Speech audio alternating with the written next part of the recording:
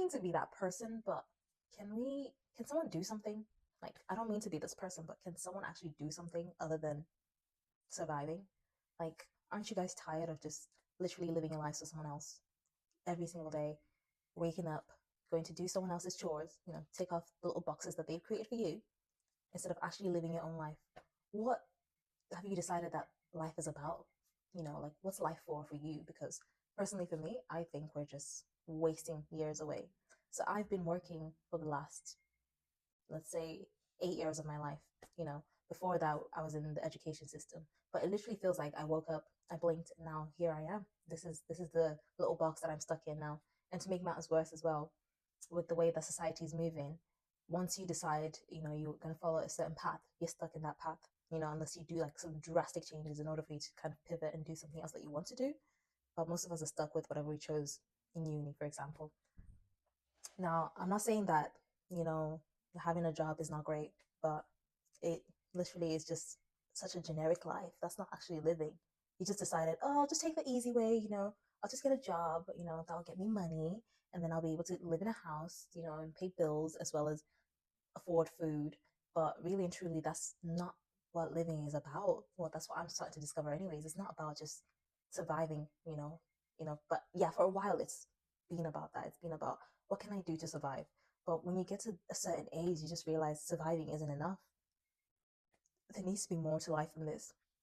So yeah, I'd say if you do have a dream, now is the time to follow it, because living your life being afraid of, you know, not being able to pay the next bill or whatever it is that you're afraid of, it's not living. Again, you're still living for someone else. Why don't you just choose to live for you? Yeah, it's risky. It's not going to be fun. It's not going to be easy, but at least you won't look back thinking, damn, I lived my life as a slave. I was a slave for all my life, because that's how it feels right now. I feel like I've been a slave all my life.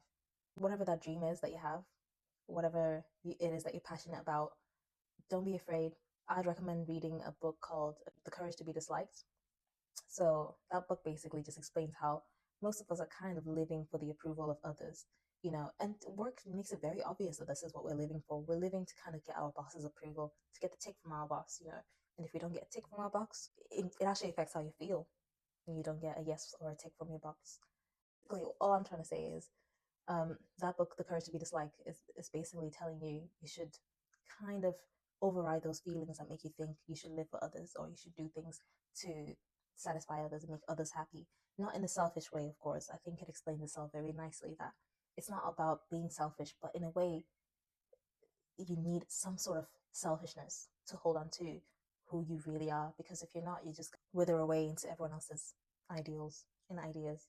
But yeah, it's a really good read for those who are stuck, who are feeling stuck in a certain stereotype, who are feeling like they still want to be liked by people. It literally is as simple as that. It just teaches you how to not strive for that like from people.